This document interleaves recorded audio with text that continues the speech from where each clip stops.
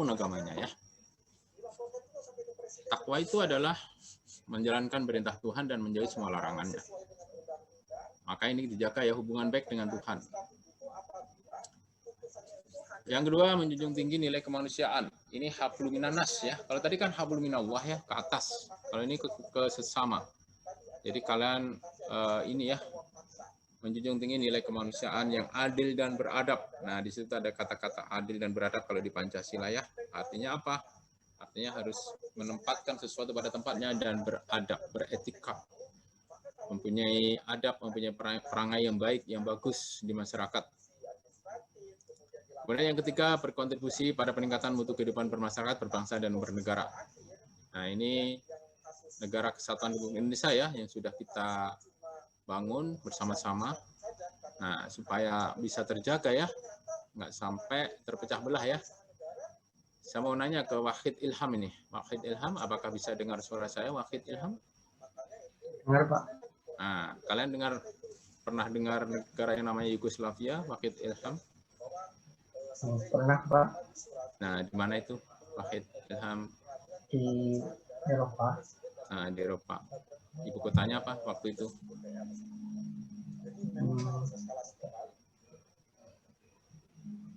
Tidak tahu. Lupa, Pak. Oke, Beograd ibu kotanya ya. Nah, itu kan pecah jadi berapa negara bagian itu? Baik, jadi berapa negara, Wahid?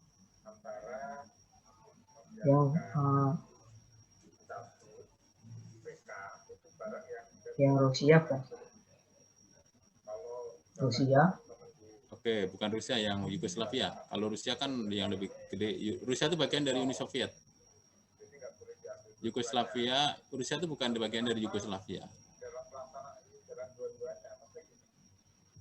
Negara bagiannya saya tidak tahu, Pak. Ya, kamu karena nggak pernah ke Eropa sih ya, nggak pernah jalan-jalan ke sana ya, apalagi pandemi ya. Kurang baca juga. Ada yang tahu negara apa saja yang pecahan Yugoslavia? Siapa ini yang jawab? Raffi, Pak. Raffi, silakan Raffi. Yugoslavia itu pecahannya negara-negara di kayak Kroasia, Bosnia Herzegovina, Albania, terus Serbia, Montenegro itu, Pak. Oke, jadi ada 5 ya. 5 negara ya, pecahan dari Yugoslavia. Bagus Raffi, apa penyebabnya Raffi? Kira-kira kenapa kok pecah?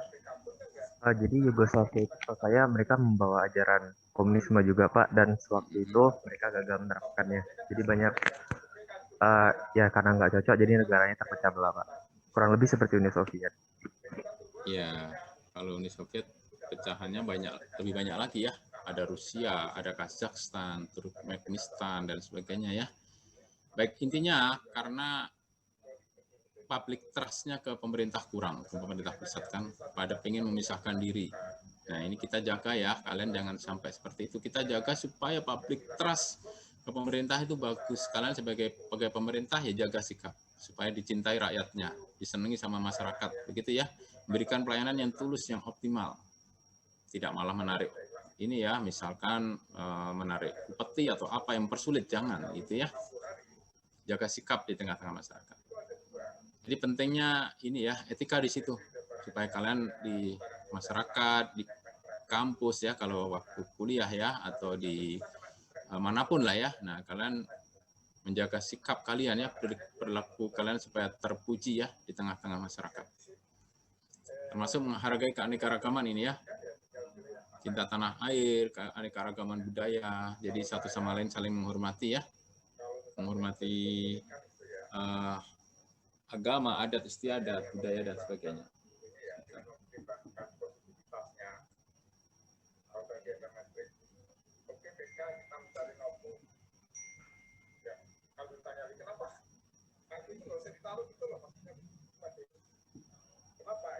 Kenapa Anda sekarang ngomong ke saya mencari notebook?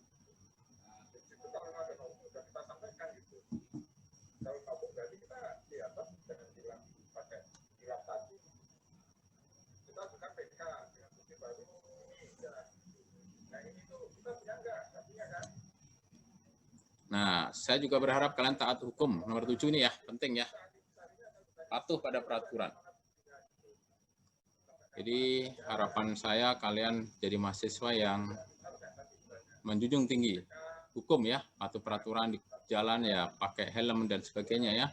Lampu merah berhenti, di antrian, di tempat-tempat umum ya, kalian atau pada peraturan. Dilarang merokok ya, jangan merokok ya. Saya berharap tidak ada yang merokok ya di kelas ini ya. Kenapa harapan itu saya sampaikan pada kalian? Karena dalam beberapa kali saya tes, itu ada tes namanya rongsen paru-paru ya. Waktu saya masuk KPK 2005, itu ada tes kesehatan ya. Dites paru-parunya sehat apa tidak. Kalau nggak sehat, nggak bisa jadi pegawai KPK waktu itu ya. Waktu mau berangkat ke Australia juga gitu, dites paru-paru, di rongsen lagi. Tahun 2012 ya, waktu itu ya. 2011-2012. Nah, jadi penting ya supaya kalian menjaga kesehatan.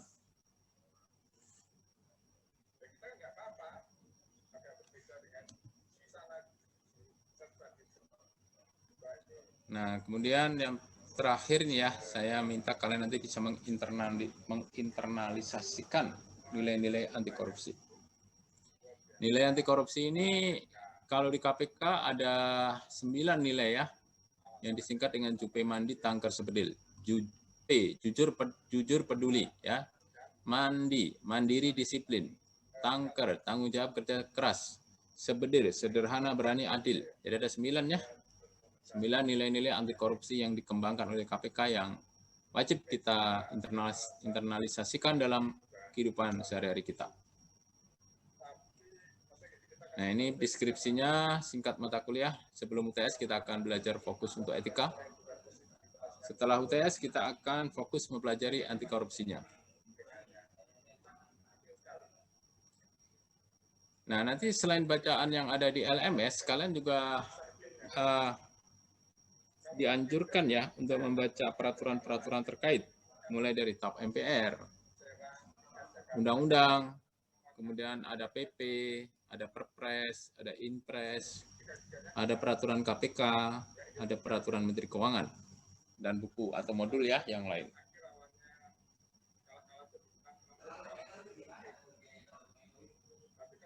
Ini adalah komposisi penilaian. UTS 30%, UAS 30%, aktivitas 40%. Rincian aktivitas untuk kehadiran 10%. Dari 40%. Artinya apa? Kalau kalian hadir terus, kalian ada tambahan nilai 4 ya. Kalau misalkan nilai kalian sebelumnya 71 itu kan kalau di ini kan B minus ya. B plus B aja ya, 71 itu B. Tambahan 4 jadi B plus ya. Atau awalnya misalkan 76. Nah, karena kalau hadir semua, hadir terus jadi nambah 4 jadi 80 jadi A minus misalkan gitu ya. Nah, jadi kehadiran 10% dari 40%, jadi sama dengan 4 ya kalau keseluruhan. Kemudian sikap dan partisipasi belajar. Kalau kalian diam saja di kelas, nggak ngapa-ngapain, kalian patuh pada ketentuan, tidak terlambat, kemudian meng-on-kan video. Ini penting meng-on-kan video ya, karena pengalaman kemarin itu ada yang hanya numpang nama, ternyata anaknya nggak ada di situ, mahasiswanya. Saya cari-cari, saya panggil-panggil, kok nggak jawab-jawab. Oh, ternyata nggak ada di situ ya. Akhirnya saya kurangi ya di partisipasi. Saya anggap masuk, oke masuk. Tapi di partisipasi saya kurangi 10 waktu itu ya, karena dia nggak ada penjelasan yang bisa diperucapkan. Nah, kemudian kalian pakai seragam sekolah ya. Hari Kamis kan pakai batik nih. Nah, batiknya kalau bisa jangan yang polos ya. Atau yang kotak-kotak, batik yang motif batik gitu ya, bukan motif kotak-kotak ya, atau motif bergaris, bukan gitu. Nanti saya lihat ya, makanya saya absen. Kalau hari ini saya masih memaafkan, nanti untuk hari Kamis depan ya saya akan tulis kalau ketidakpatuhan terhadap peraturan maka berkurang. Jadi yang 75 nanti bisa berkurang kalau kalian melanggar. 75 bisa naik kalau kalian aktif di kelas, bertanya, menjawab, partisipasi, dan sebagainya ya, yang saya melihat kalian ada atensi yang baik, yang bagus, sehingga bisa nanti ditambahkan. Untuk yang penambahan nilai untuk yang bertanya dan menjawab, nanti saya minta Kevin ya untuk membantu saya ya, Kevin. Siap, Pak. Nanti saya minta kalian untuk ditambahkan kalau ini dari tambahan aktivitas. Tapi untuk yang punishment dari saya, biar kalian nggak tahu ya. Nanti akan saya hitung di akhir waktu penilaian ya. Jadi itu sikap dan partisipasi belajar, standarnya berapa? 75 ya. Quiz atau review test sesuai dengan kenyataan. Ya, kalau kuisnya dapat 60, 60, 70, 70, 80, 80, dan seterusnya ya. Jadi sesuai dengan nilai quiz atau nilai review test. Tugas ini ada, nanti saya minta kalian tugas bikin video ya, tapi saya akan berikan tema dan materi video hari Kamis depan ya. Dan saya minta videonya diputar hari Kamisnya lagi, jadi bukan Kamis depan ya. Nanti saya kasih waktu sekitar 1 minggu untuk membuat. Saya kasih contoh videonya nanti ya seperti apa. Demikian ya untuk komposisi penilaian. Sampai di sini ada pertanyaan atau pernyataan?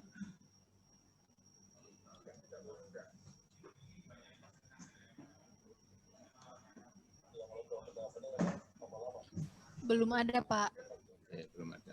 Baik, kita lanjutkan ya. Jelas, Pak. Ya, Pak.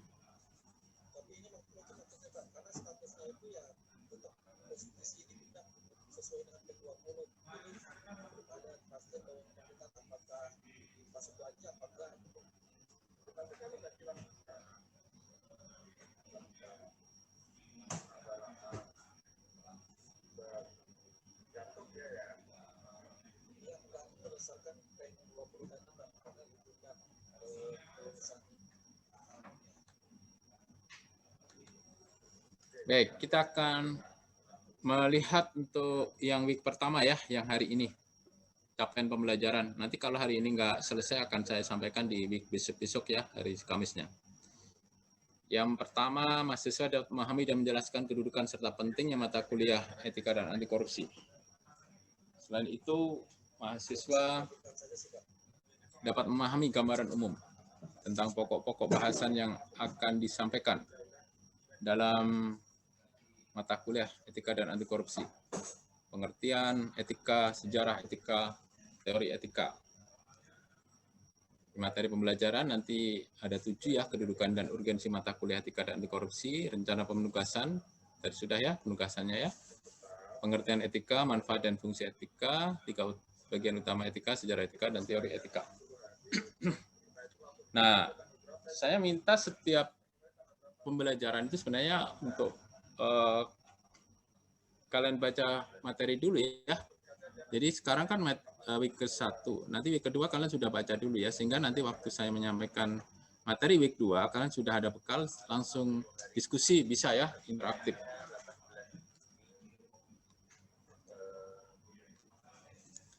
Nah, besok minggu kedua kalian baca ini dulu ya, ada teori etika lanjutan. Ada 3 konsep moral, hak kewajiban, hak keadilan dan kepedulian, etika deskriptif dan normatif, etika dan etiket, nilai dan norma. Nah, nanti week ketiga kita belajar undang-undang dan PP ya. Sampai week ke-7, ini adalah terkait dengan kode etik mahasiswa nanti ya. Namanya hak, kewajiban, dan disiplin mahasiswa PKN STAN.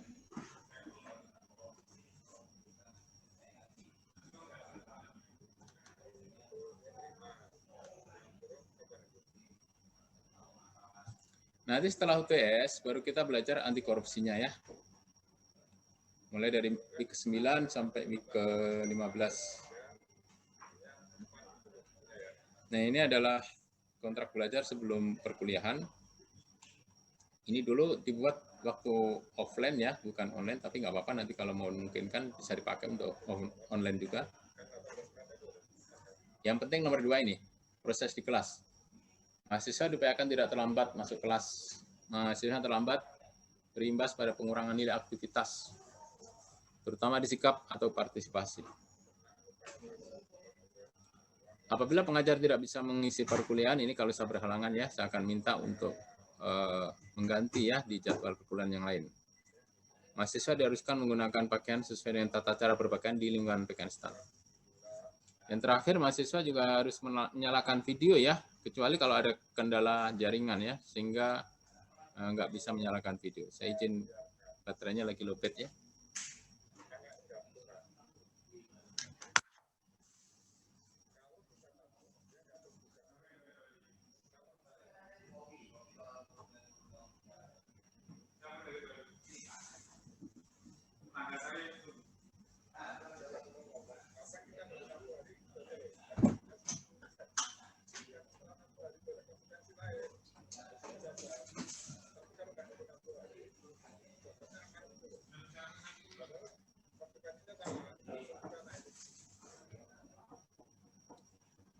Nah, ini menutup kelas. Kalian buat kesimpulan, tapi kesimpulannya untuk kalian sendiri aja ya. Kalau kalian bisa record boleh, kalau enggak ya kalian buat kesimpulan tersendiri, enggak harus disampaikan ke saya. Nanti tugas baca sebelum pertemuan selanjutnya akan membaca ya. Setiap perkuliahan mahasiswa diberikan tugas baca, yaitu tugas membaca materi perkuliahan yang akan disampaikan pada pertemuan selanjutnya. Untuk mengetahui apakah mahasiswa melaksanakan tugas baca, maka pengajar dapat melakukan evaluasi melalui pertanyaan, lisan, tertulis, rangkuman materi, review tes, dan lain-lain. Jadi nanti waktu kuis bisa jadi saya nggak akan memberitahu ya besok mau kuis apa enggak gitu ya. Nah, jadi supaya kalian siap aja, makanya sering dibaca ya, terutama yang di LMS. Yang di LMS, yang di PowerPoint itu kalian baca ya. Kemudian yang ada di bukunya Pak Satria di Lubis juga dibaca ya. Ini evaluasi pembelajaran, proporsi penilaian tadi sama ya dengan yang sebelumnya 40 30 30 yang 40% yang dibagi menjadi 4, kehadiran 10%, partisipasi 20%, review tes 30% dan tugas 40%. Nah, ini yang perlu kalian perhatikan di kalimat terakhir ini. 87% orang yang kehilangan pekerjaan atau macet karirnya disebabkan karena tidak memiliki etika kerja yang baik. Ini hasil studi dari DPPIS tahun 1982. Baik, sampai di sini ada pertanyaan atau pernyataan terkait dengan RPS? Silahkan.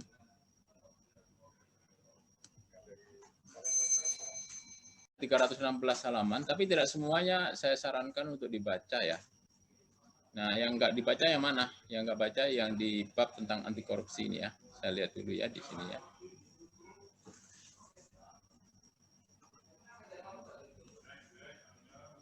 Nah, yang pengertian korupsi ini nggak usah dibaca ya. Nanti dibaca setelah UTS saja. Karena itu yang saya keluarkan setelah UTS. Sampai dengan aturan tentang anti korupsi ya. Ini juga jangan dibaca dulu. Kecuali kalau kalian pengen membaca ya Pak, saya banyak waktu kok Pak, saya senang membaca boleh gitu ya. Tapi kalau tapi nggak ada hubungan dengan UTS, nggak ada kaitan. Nanti UTS-nya hanya sampai di etika anti korupsinya setelah UTS ya. Nah, mohon ya ini dibaca ya di sela-sela waktu. Kedudukan ini nanti saya ringkas di bawahnya ya di slide. Baik, sampai di sini ada pertanyaan atau pernyataan terkait dengan buku bacaan?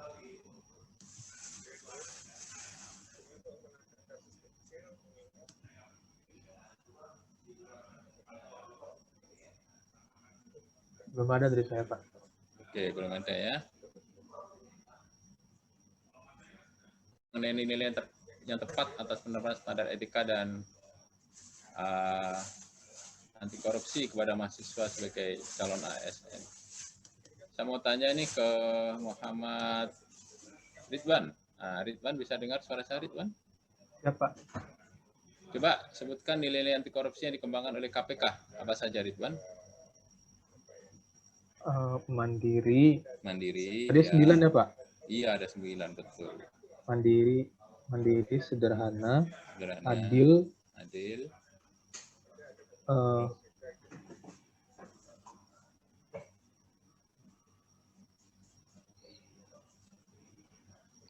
sebenarnya apa tadi ya?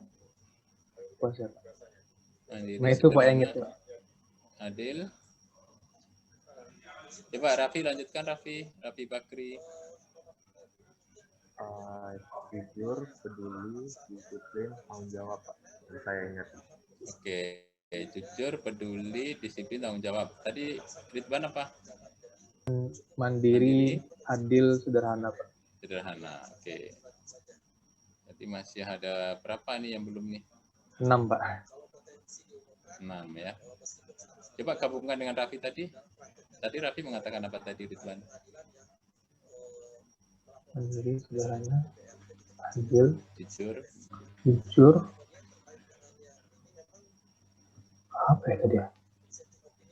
Kan jupe, peduli gitu kan? Peduli.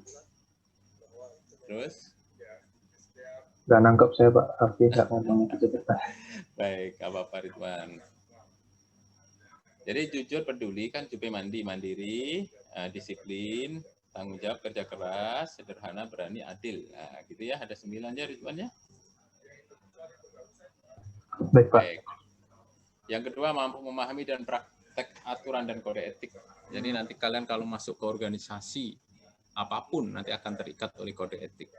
Jadi mahasiswa terikat kode etik mahasiswa, jadi pegawai terikat kode etik pegawai, jadi anggota profesi terikat jadi dari anggota kode etik profesi tersebut. Menanamkan nilai integritas serta pemahaman delik-delik anti korupsi, delik-delik korupsi sehingga terhindar dari tindak pidana korupsi. Ini tujuannya ya. Nah, buku yang wajib dipelajari nih sebelum tes, ada buku etika dan etika profesi PNS yang tadi ya, yang saya tampilkan tadi ya. Kemudian kalian harus baca juga Undang-Undang Nomor 5 Tahun 2014 tentang ASN, PP 53 2010 tentang disiplin PNS, Undang-Undang Nomor 25 Tahun 2009 tentang pelayanan publik, buku The 8 Habits from Effectiveness to Greatness by Stephen R. Covey, PP 42 Tahun 2004 tentang pembinaan jiwa korps PNS, Keputusan Menteri Keuangan Nomor 312 Tahun 2011 tentang nilai-nilai Kementerian Keuangan.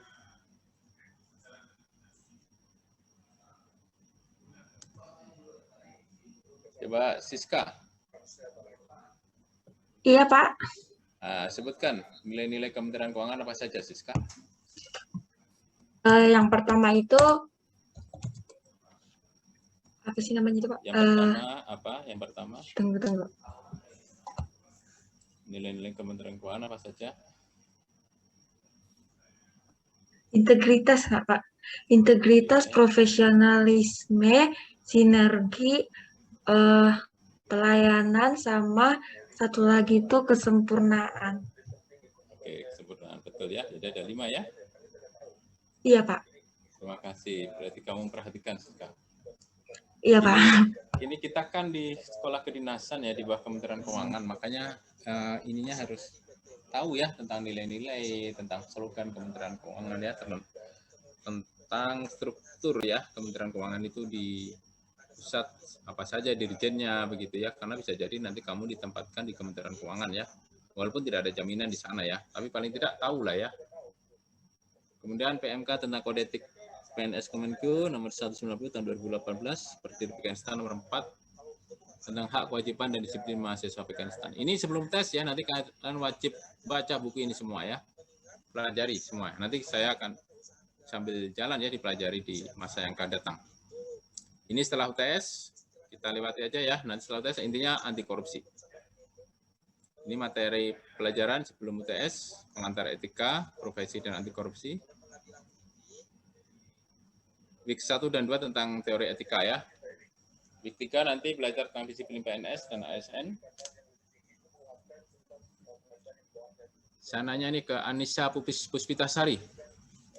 Anissa, disiplin PNS tadi diatur di PP nomor berapa, Anissa?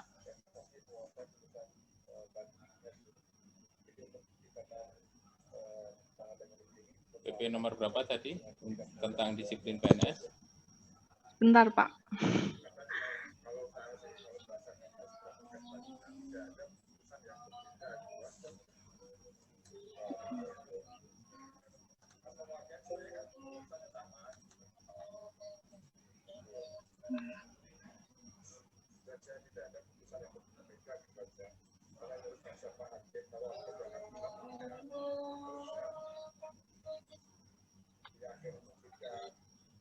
PP 53 ya, Pak? Betul, 53 tahun berapa? 2010. 2010, betul, tentang disiplin PNS. Makasih ya Anissa Puspitasari. Iya, Pak. Baik.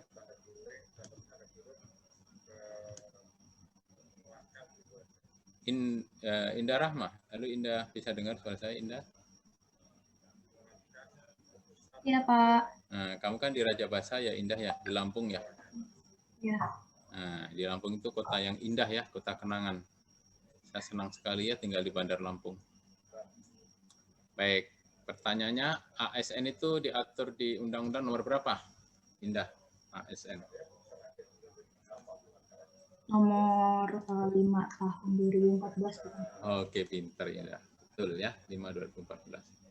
Kan nanti kamu jadi ASN ya Indah, mudah-mudahan ya. Amin. Nah, kemudian yang keempat nih etika kerja, pelayanan publik dan Undang-Undang nomor 25 tahun 2009. Itu tentang pelayanan publik ya. Kemudian ada buku namanya The 8 Habits from Effectiveness to Greatness. Nah, saya mau nanya nih apakah kalian memperhatikan ya, coba Anggarani. Nah, Anggarani, bisa dengar Iya, suara Pak. saya? Bisa, Pak. Buku The 8 Habits from Effective to Greatness itu karangan siapa? Anggarani.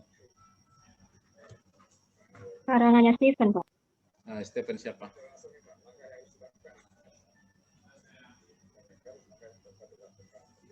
Stephen siapa?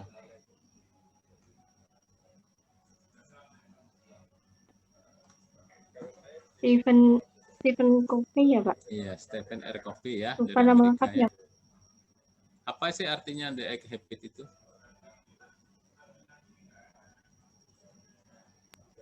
Delapan kebiasaan gitu. Oke, 8 kebiasaan. Ini kalian Yang kelas, isinya ada kalian 6 berapa sih? 608. 608 kan? Nah, Iya, ada Pak. 8 kebiasaan. Nanti 8 kebiasaan kita akan pelajari di week kelima ya. Apa saja itu ya? Sekarang tanggal 1 bulan 4 2021. Oke. Baik, terima kasih ya Anggarini. Kita kembali ke ini slide ya. Ada etos profesi, etika pribadi dan pembentukan jiwa korps. Oke. Pembentukan jiwa korps itu diatur di PP berapa? Saya mau nanya ya ke siapa ini yang nggak memperhatikan, siapa ya? Waduh, memperhatikan semua ya. Coba Aurel. Aurel Widya ya. Aurel, kamu dengar Ya, nggak Pak. suara saya? Kamu di Makassar ya Aurel ya? Iya, Pak. Itu kayaknya background-nya bagus banget, pantainya itu, Pantai Losari itu. Bukan, Pak. Bukan, oke. Background dari Zoom. Oke, baik. Silakan Aurel dijawab ininya, pertanyaannya. Tadi apa, Pak, pertanyaannya? Pembentukan jiwa korps diatur di mana? PP nomor berapa? Di PP 42 Betul. 42 tahun berapa? tahun 2004. 2004. Masih berlaku ya. Sekarang 2021, tapi karena masih berlaku maka kita ajarkan ya. Makasih ya Aurel. Iya, Pak. Berarti kamu memperhatikan ya Aurel. Nah, ini Iya, Pak. mahasiswa Afghanistan memang bagus-bagus ya. Saya senang nih ya. Kalian serius semua ya. Serius tapi santai ya. Jangan serius tegang nanti jadi beban, bukan gitu ya. Seriusnya itu happy gitu ya. Jadi kalau kalian happy, mempelajari sesuatu enak, mudah dicerna. Tapi kalau udah tegang, kemudian jadi beban, nanti malah nggak mengena. Gitu ya. Apapun kalau happy itu jadi nyaman. Kuliah, happy, nyaman. Mengerjakan tugas, happy, nyaman gitu ya. Nah, terima kasih Aurel.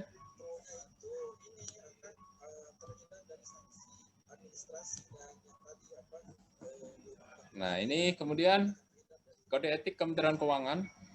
Saya mau nanya ini, nilai-nilai Kementerian Keuangan kan ada 5 tadi ya. Hak dan kewajiban mahasiswa Afghanistan. Saya ke siapa ini ya, sebentar.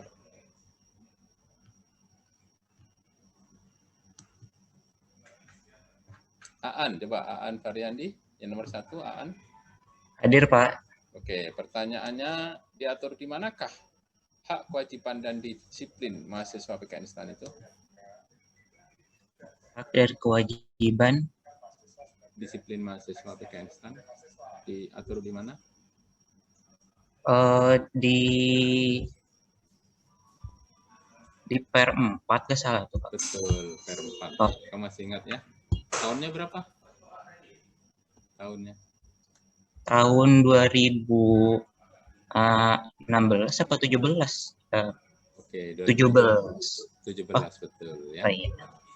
Nah, nanti dipelajari ya Per 04 itu ya. Itu merupakan bahan untuk UTS nanti ya. Oke, saya izin sebentar ya. Ini kelas berapa kalian? Ini Pak Budi.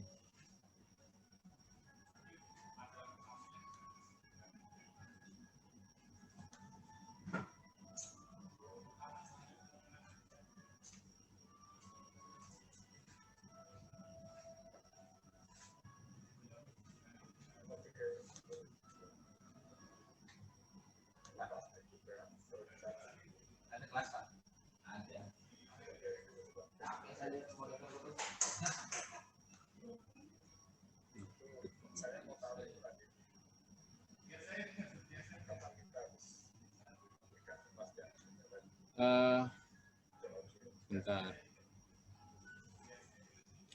Halo, Kevin, bisa dengar suara Kevin? Bisa, Pak. Kevin, kenapa kok ukurannya terlalu besar ya? Bisa nggak dikecilkan ini ukuran filenya? Nggak mau ditampung di portal nih? Caranya gimana ya supaya ukurannya kecil ya? Oh, benar ya, Pak. Saya mau coba masukkan di portal kok tertolak karena size-nya terlalu besar.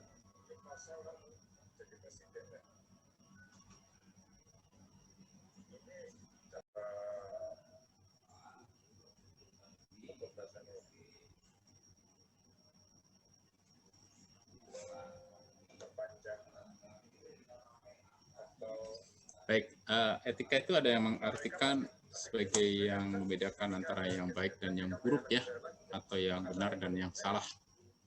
Ini yang benar dan salah. Tujuannya ada 4 ya, at least, jadi bisa lebih. Tapi ini setidaknya ada 4 mata kuliah ini. Memberikan pemahaman nilai-nilai yang tepat atas penerapan standar etika kepada mahasiswa sebagai calon ASN. Tadi ada 9 nilai ya, Jupe Mandi, Tangker, Sebedil ya. Mampu memahami dan praktekkan berbagai aturan hak dan kewajiban mahasiswa, kode etik, serta memiliki kesadaran dan kepekaan terhadap etika. Yang ketiga, menumbuhkan kesadaran bahaya korupsi, serta semangat perlawanan terhadap korupsi. Yang keempat, menanamkan nilai-nilai integritas, serta pemahaman delik-delik korupsi sehingga terhindar dari tindak pidana korupsi. Mata kuliah etika dan anti korupsi mempunyai kedudukan yang sangat krusial dan fundamental dalam mempersiapkan mahasiswa kedinasan. Kalian mahasiswa kedinasan ya. Karena di sini kalian dipilih negara, tidak membayar, nanti setelah lulus kalian akan ditempatkan ya di mana saja di seluruh negara kesatuan Republik Indonesia.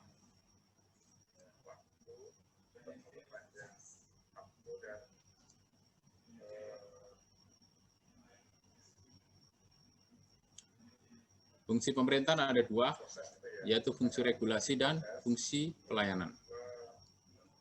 Tujuan pokok untuk fungsi regulasi adalah memelihara terwujudnya ketertiban sosial.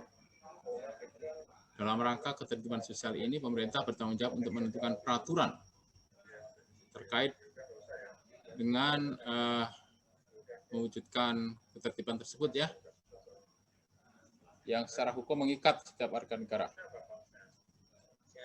Peraturan ini bisa berupa peraturan pemerintah, peraturan gubernur, peraturan bupati, wali kota, peraturan presiden, peraturan menteri, dan seterusnya ya, sampai peraturan direktur PKN STAN kalau di kampus. Kemudian ada fungsi pelayanan. Fungsi pelayanan oleh birokrasi mengacu kepada konsepsi negara kesejahteraan, bahwa pemerintah bertanggung jawab untuk meningkatkan kesejahteraan hidup seluruh rakyatnya. Wujud dari usaha peningkatan kesejahteraan adalah pelayanan aparatur pemerintah terhadap warga negara yang memerlukan. Baik, saya akan tes ya, saya akan cek.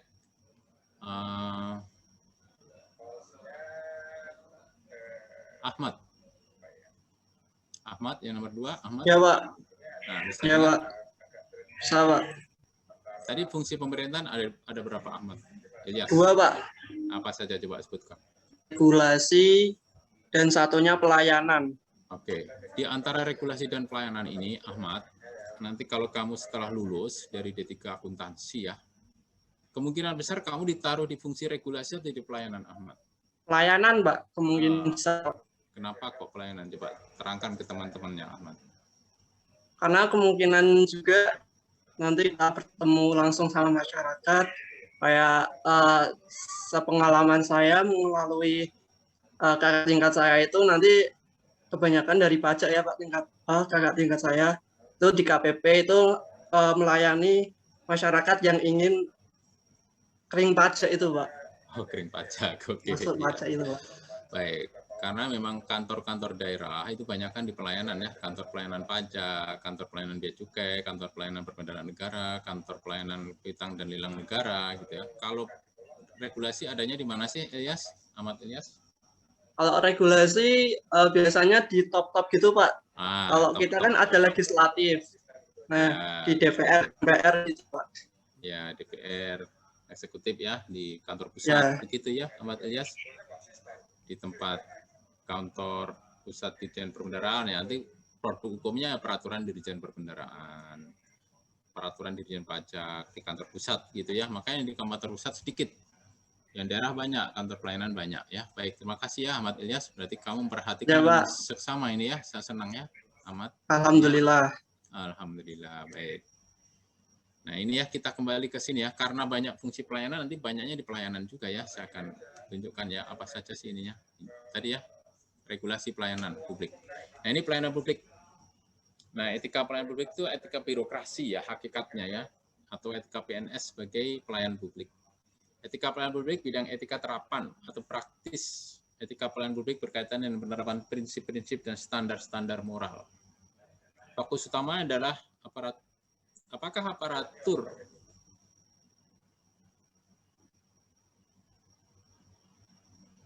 bentar ya. Apakah aparatur pelayanan publik atau ASN atau PNS telah mengambil keputusan dan berperilaku dapat dibenarkan dari sudut pandang etika?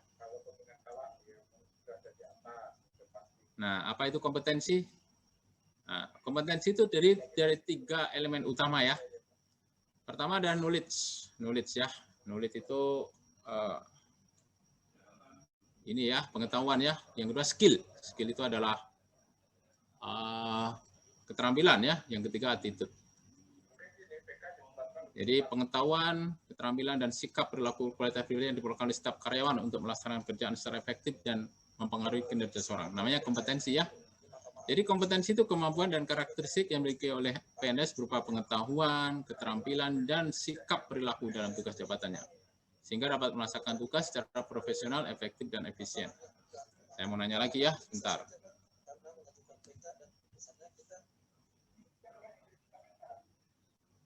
Oh, belum muncul ya? Ya. Gak apa-apa. Coba Bella Melisa, bisa dengar suara saya, Bella? Bisa, Pak. Bella, coba komponen dari kompetensi itu apa saja, Bella? Jadi yang saya dengar itu pengetahuan atau knowledge. Terus, apa lagi, Bella? Setelah itu di sini terfokus Pak karena hujan. Dan hujan ya. Oke, kamu di daerah mana sih, Bella? Ini sebentar. Sedang hujan barusan. Di Salatiga ya kamu ya, Bella ya? Iya, Pak. Di sana hujan ya. Oke, baik. Salah satunya adalah knowledge ya. Baik, terima kasih Bella. Saya mau minta dilanjutkan Serina. Halo Serina. Serina sudah tadi ya? Retno Puji. Serina sudah belum tadi, Serina?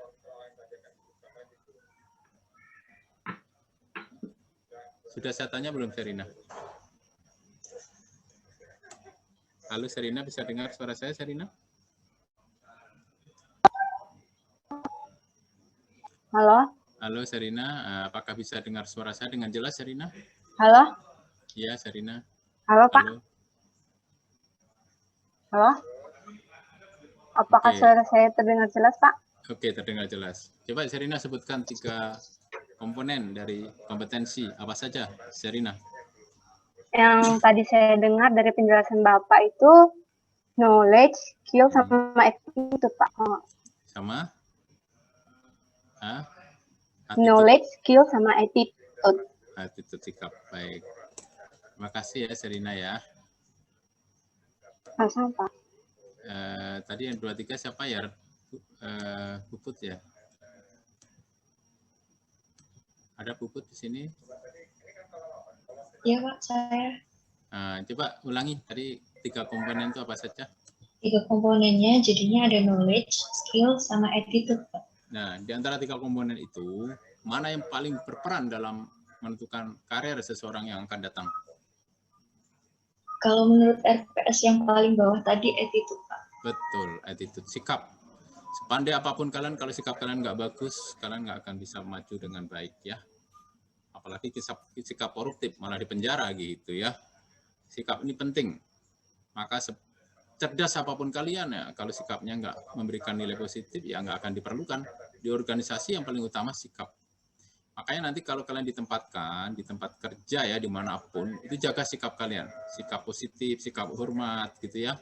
Mematuhi jam kerja, mematuhi peraturan, kinerjanya bagus, kompetensinya meningkat, begitu ya. Nah, tadi kan kompetensi yang paling utama sikap tadi. Memang kalian punya knowledge, punya skill, ya. Tapi kalau nggak hormat sama atasan, kalian nggak bagus ininya ya di kantor ya, karena nggak akan dipakai, nggak akan berkembang. Maka penting ya menjaga sikap. Terima kasih ya, Puput ya. Baik, kita kembali ya ke tadi ya, saya akan share screen lagi. Sekarang kita menginjak ke reformasi birokrasi. Apa ini maksud dengan reformasi birokrasi? Reformasi birokrasi adalah upaya melakukan pembaharuan dan perubahan mendasar terhadap sistem penyelenggaraan pemerintahan yang terdiri dari 3 aspek.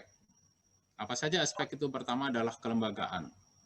Yang kedua ketatalaksanaan atau governance.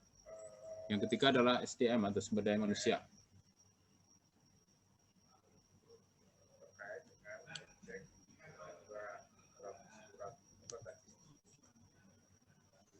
Langkah strategis membangun SDM ASN untuk lebih berdaya guna dan berhasil guna dalam mengemban tugas-tugas umum pemerintahan dan tugas pembangunan nasional. Reformasi adalah langkah bertahap dan berkelanjutan memperbaiki birokrasi. Ini urgensi etika dalam penyelenggaraan pemerintahan ada 6. Agar kehidupan lebih baik ya. Jadi pentingnya etika itu untuk mengatur supaya kehidupan yang lebih baik. Agar kekuasaan birokrasi itu bisa berjalan dengan baik, efektif dan efisien. Yang kedua, agar kewibawaan pemerintah terjaga. Karena ada etika, orang-orangnya baik, orangnya beretika, beradab, maka berwibawa ya pemerintah itu. Yang keempat, hak dan kepatuhan warga negara ya terpenuhi.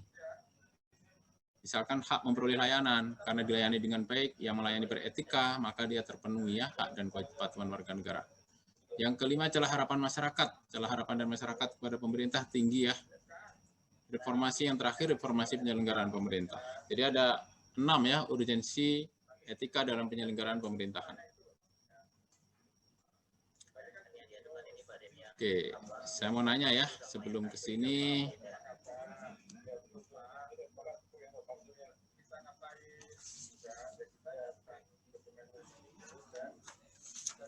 Muhammad yang dari Tulungagung siapa ini? Muhammad siapa ini?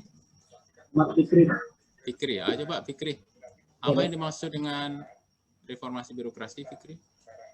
Reformasi birokrasi ini upaya untuk melakukan pembaharuan perubahan mendasar terhadap penyelenggaraan pemerintahan. Terhadap sistem ya penyelenggaraan pemerintahan. Oke, ada berapa aspek, Fikri? Tapi saya dengar itu ada 3 aspek. Yang pertama kelembagaan, yang kedua ketatalaksanaan, yang ketiga SDM. Oke, ada 3 aspek ya. Kelembagaan itu struktur organisasinya supaya nggak rigid, nggak banyak meja, begitu ya. Ketatalaksanaan itu terkait dengan governance. Ada 2 prinsip utama ya dalam ketatalaksanaan governance, yaitu akuntabilitas dan transparansi. Itu ketatalaksanaan. SDM-nya dia unggul, SDM yang bermutu tinggi. yang punya kompetensi, skill, dan attitude yang bagus tadi ya. Terima kasih ya Fikri, bagus. Kamu berarti memperhatikan dengan baik dan seksama ya Fikri. Saya akan kembali ke ini ya. Ke slide sebentar. Aisyah, ada Aisyah? Aisyah, yang dari Depok nih, yang dari Depok. Hadir ya. Nah, saya mau nanya ini. Kan ini ada negara Indonesia dan Korea ya? Ya, Pak. Apa yang kamu lihat dari sini yang di gambar? Ada nggak gambarnya? Ada, Pak. Nah, yang bedakan apa? Yang paling mencolok? GDP-nya, Pak. Benar. GDP-nya berapa Indonesia tahun 2013? Untuk Indonesia sendiri 3.475, sedangkan Korea Selatan 25.977. Oke, singkatan dari apa sih GDP itu? Gross domestic Product.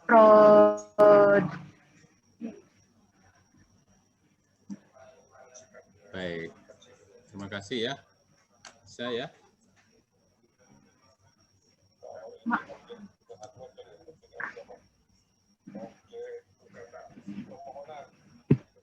Coba Anissa Putri, yang dari Wonogiri ya, Wonogiri. Iya, Pak. Nah, coba GDP itu singkatan apa tadi? Gross domestic product, Pak. Nah, dari angka tadi berapa kali Indonesia dibanding dengan 5, Pak. Korea Selatan berapa kali? Berapa sih? 5 bagi. Lebih dari 5 kali. 7. Lebih, Pak, 3. lebih. 7 kali. 7 sampai 8 ya, 7 kali. Jadi GDP di sana itu lebih besar ya, gross domestic product. Gross domestic product itu terdiri dari apa saja komponennya?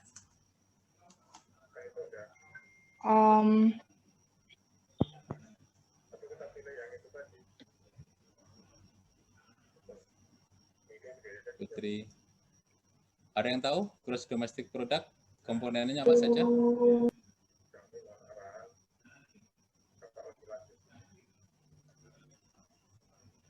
Putri masih bisa melanjutkan?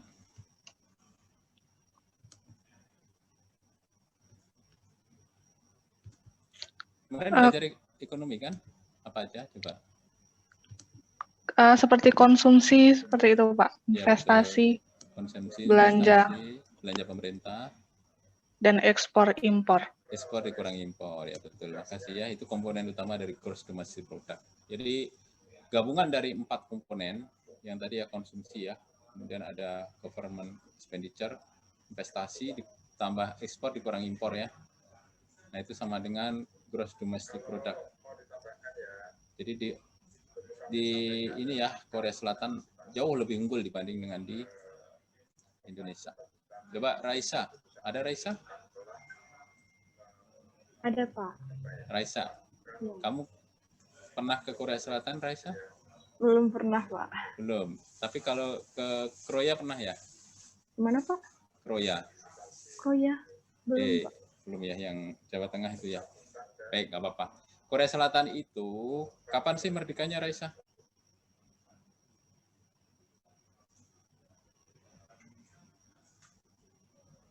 Tahun berapa Raisa merdekanya?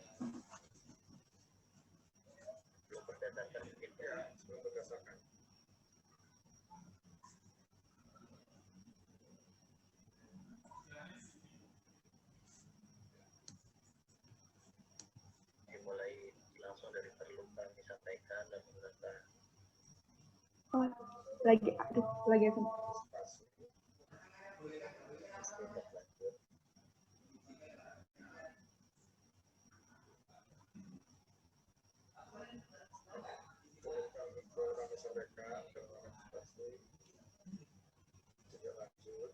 Tahun berapa Raisa?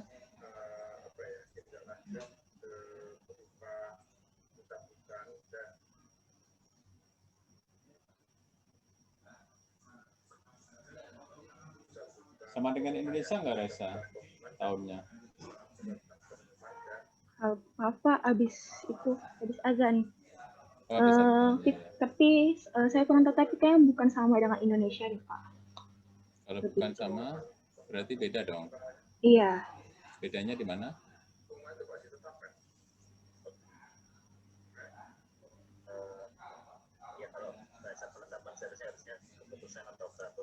Ada yang tahu kapan Korea Selatan merdeka? 15 Agustus. 15 Agustus. Tahun? Tadi siapa yang menjawab? 15 Agustus, Pak. 45. Ya. 15 Agustus. 15 Agustus. Apa, Pak? Ya, siapa ini jawab ini? Raisa, Pak. Tapi ini Raisa. habis putus. Oke, Raisa betul. Jadi tanggal 15 Agustus ya. Kan tahunnya sama itu. Beda tanggalnya, Pak. Tanggalnya, tapi tahunnya sama. Iya. Yang lebih duluan mereka. Lebih duluan 2 hari kan, nggak apa-apa. Artinya kan hampir sama sebenarnya. Tapi mengapa mereka lebih maju dibanding kita? Kenapa, Raisa? Kompeten SDM-nya, Pak, lebih unggul daripada SDM-nya lebih unggul ya. Kemudian kelembagaannya lebih bagus.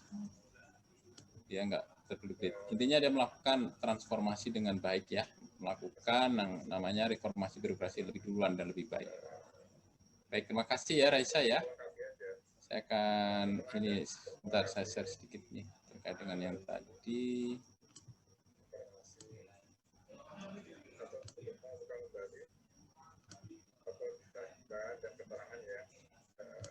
Apa bisa dilihat ininya gambarnya yang tadi? Bisa, Pak. Bisa. Jadi intinya jawabannya Korea Selatan mampu melakukan transformasi. Penduduknya patuh, banyak yang ini ya. Kalau kalian perhatikan ya, di Seoul ya, Seoul itu ibu kota Korea Selatan, itu kan ininya rapi ya, lalu lintasnya nggak banyak kecelakaan ya, karena semua kebanyakan ya, sebagian besar rakyatnya itu patuh ya pada peraturan. Lihat di Indonesia ya, Indonesia itu kalau di jalan raya ya, itu mohon maaf banyak sekali yang nggak pakai helm, lampu merah diterjang aja ya. Nah, sehingga mohon maaf karena ini ya, nggak tahu apakah pengaruh budaya atau pengaruh apa ya, sehingga banyak sekali peraturan lalu lintas itu yang dilanggar ya.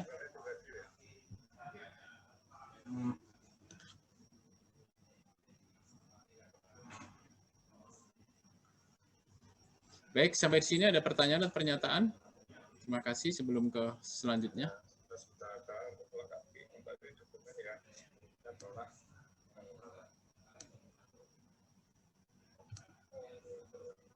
Ada pertanyaan atau pernyataan, silahkan.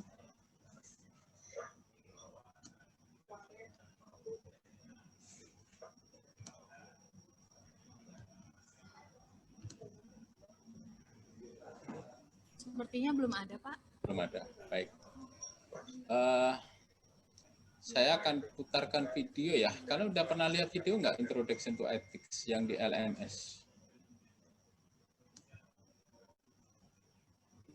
Belum, Pak. Belum. Ya, belum, baik. Kalau gitu saya putarkan. Apakah videonya udah bisa dilihat? Sudah, Pak. Nah, tugas kalian ini ya, boleh ditulis tangan atau diketik, tapi diketik jangan copy paste sama teman, saya khawatirnya di copy paste. Nanti dikirim ke Kevin ya hasilnya, atau tulis tangan aja deh, tulis tangan semua. Kalau diketik nanti saya khawatir saling ini. Sekarang ya ditulis tangan, saya lagi ada rapat sebentar, nanti saya akan kembali jam 1 ya, selama 20 menit ini. Videonya sih 1/4 jam, nggak lama, 10 sampai 15. Saya mulai ya, udah siap semuanya tulis tangan? Sudah siapkan? Apakah bisa dengar suara saya? Tangan apanya, Pak? Sempurna. Yang tulis tangan adalah analisis video ini dalam bahasa Indonesia. Ini kan dalam bahasa Inggris ini. Translate to Indonesia ya, apa pesannya? Nah, videonya hanya diputar sekali. Perhatikan baik-baik ya. Jadi nanti kalian pakai keyword kata-kata kunci, kemudian di akhir setelah video selesai saya kasih waktu sekitar 10 menit untuk merapikan ya, 5-10 menit ya. Sehingga waktunya pas 20 menit. Baik, kita mulai ya. Sudah siap semuanya? Halo, sudah siap?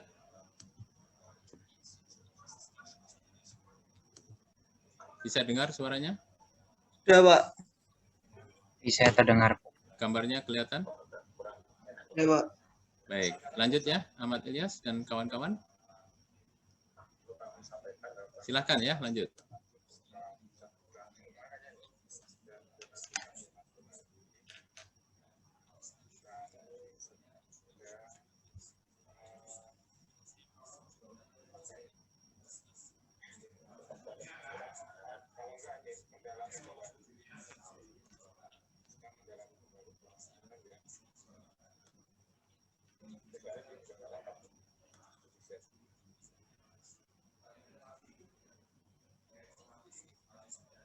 Melengkapi kembali dokumen yang sudah ada sebagai bahan pengambilan keputusan itu, Pak.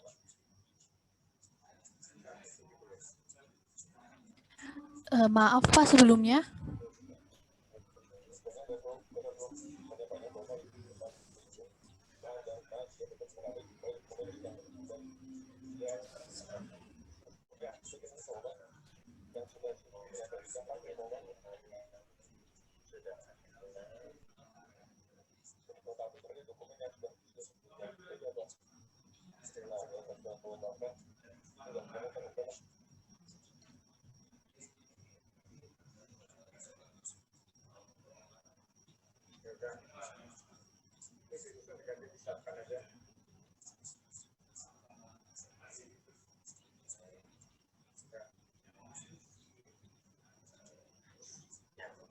Berdasarkan kerusakan.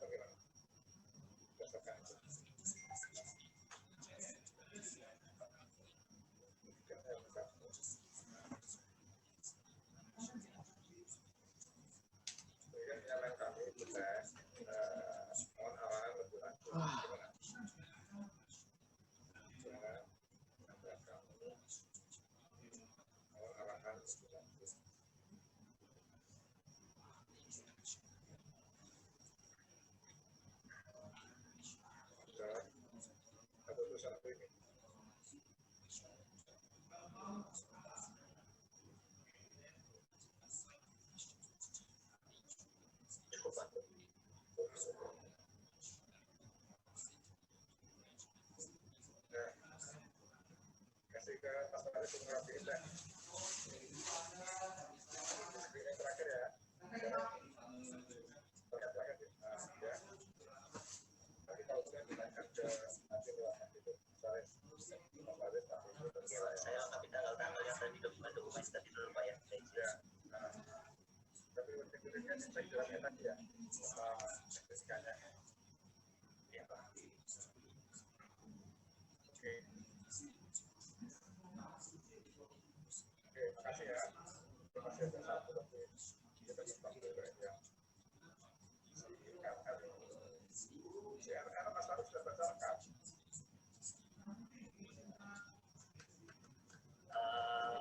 Isinya kurang lebih sama dengan yang belum pernah disampaikan ke Pak Eri di awal-awal itu sih. Nanti sore jam 4 sebenarnya kami mengundang yang diminta Bapak dan kemarin jadi Mas Tobi, Pak Lisa. Cuma hotelnya nggak bisa Pak, sudah jadi kami jalan duluan. Ngomongin itu yang terkait itu. Nah ini saya kemarin minta waktu sama Anda. Tanya masukkan dari satu paket ya kasus-kasus ini dari yang RR yang MAF kita masukkan ke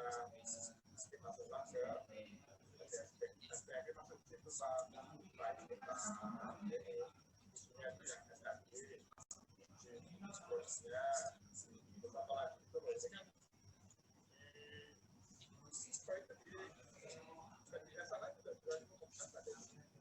Nah itu bisa bingung tuh. Katanya ya ini kan informasi katanya barang-barang lewat SMCA kan oleh BKN kan. Tapi ya memang itu normal saya pun itu dari Kemenpan RB nanti kita barang-barang ya umumnya habis semua mereka dapat pengumuman dari masing-masing kan ya ada dari Kemenpan kita juga bisa saya nggak tahu tuh yang dan Kemenpan itu. Jadi ini memang saya sudah komunikasi ya dengan teman-teman Kemenpan, sudah ada apa namanya dari di sana. Dia bilang Pak terkait dengan yang 2050 kemudian dengan tahapan ujian kan sudah dikirim ya sudah dikirim artinya kami setuju untuk tahapan yang disampaikan itu sudah ada itu dari depan ini tidak ada masalah tapi mungkin sekarang apa namanya yang jadi permasalahan itu adalah masalah scheduling aja dan PPKM itu kita dapat ya kan nanti itu kita naikkan kita akan PMP jadi nanti Pak kabar polanya gini kita nggak bisa minta waktu banyak dulu dari kita kirim waktu nanti kita tinggal ngomong Pak waktunya untuk dibahas dulu tapi banyak udah kita kirimkan dulu kayaknya kirim lewat apa dan itu waktunya bisa kita dalam waktu yang tidak terlalu lama ya jadi kita jadikan banyak dulu karena kabar ini kalau rapat itu polanya sudah dengan Vario kan sudah saat itu pertarungannya itu memang yang di hewan monopol itu ya dari satu kan dari nanti juga sama dengan sama Pujo kemudian ada beberapa itu dari situ kemudian juga tadi ngomong sekolah ya nah terus dulu ya oke makasih Waalaikumsalam warahmatullahi wabarakatuh. Siapa Pak? Siapa Pak?